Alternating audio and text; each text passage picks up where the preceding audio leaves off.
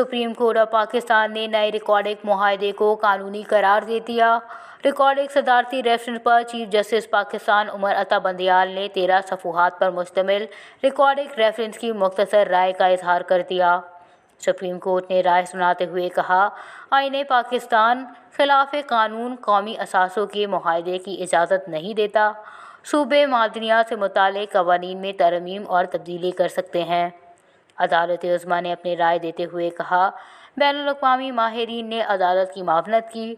नए रिकॉर्डिंग मुआहदे में कोई गैर कानूनी बात नहीं।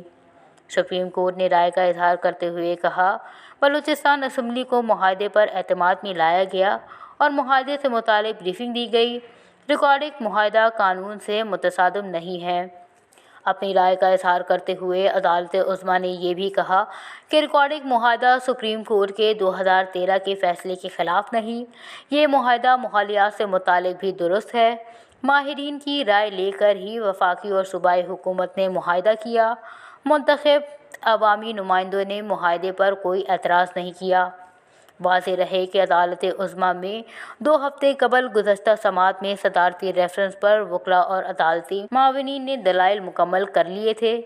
Chief justice of Pakistan Umar Ata Bandial की सरबराही में 5 रुकनी बेंच ने समाअत मुकम्मल की थी।